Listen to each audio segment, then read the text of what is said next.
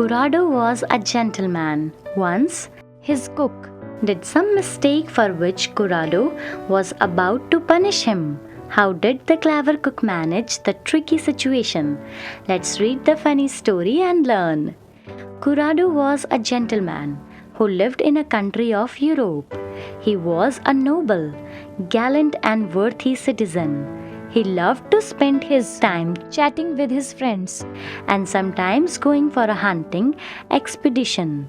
He was a good hunter and often went out to the nearby forest or riverside with his hounds and hawks, where he hunted small animals and birds.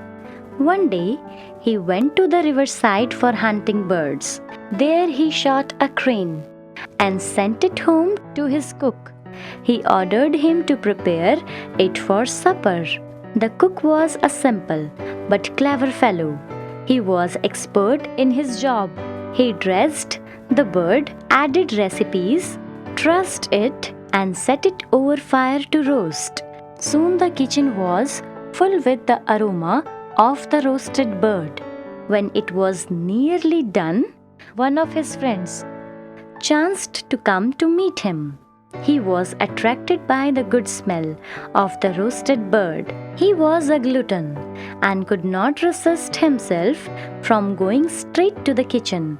He saw his friend busy cooking the bird. He earnestly requested the cook to give him a leg of the bird to taste. "Nay, you shall have no leg from me," said the cook. His friend was irritated at his refusal. "Very well," he said, "then never expect any favor from me." Soon an altercation arose between the two, and in no time was carried to a great height. At last, for the sake of peace, the cook carved a leg from the crane and gave it to his friend. Now, Curado had already invited a friend at supper that evening. When the guest arrived, Curado took him in and after a small chit-chat ordered the cook to savor supper. When the supper was served, he was bewildered to see the bird with only one leg. At once, he sent for the cook. As soon as he arrived, Curado asked him angrily, "Where is the other leg of the crane?" The cook hesitated for a moment and then said, "A crane has only one leg, sir." "What do you mean?" Curado was perplexed. "Only one leg? Do you think I have never seen a crane in my life?"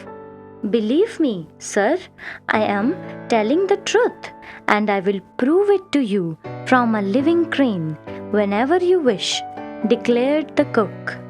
Curado was not interested to enter into an argument in the presence of his friend. So he somehow managed his anger and asked the cook to leave the room at once. When his friend had gone after the supper, Curado called the cook again. "Well, tomorrow morning you have to go with me to the riverside and prove what you have said.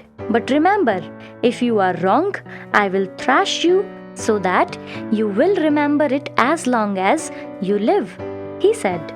Thus, the matter ended that night. But Curado was so angry that he could not sleep well all through the night.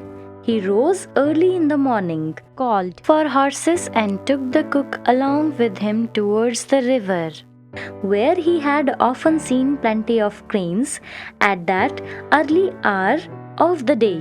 "We shall soon see," he said to the cook, "how much truth was in your words spoken last night." The cook was now worried.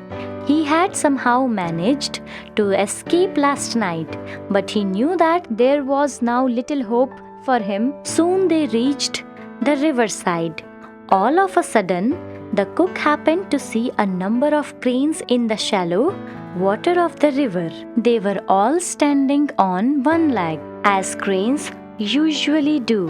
With a sign of relief, the cook pointed them out to Curado and said, "Now, sir, you yourself can see that I spoke nothing but truth when I said that cranes have only one leg? Curado looked at the birds for some time and then replied, Yes, true, but I will show you something different. Then, riding to the birds, he cried out, Shoo! Shoo! At once, each crane sat down the other foot, and after taking a step or two, they flew away. Curado then turned to the cook and said angrily, Well, man, do you believe now that cranes have two legs? What can you say to save yourself from the thrashing that I promised you? Only this much, sir, replied the cook, making a brave effort to gather his wits. Had you but called shoo shoo to that crane last night, it might have put down the other leg too, as these birds did now, and you might have been saved this entire journey.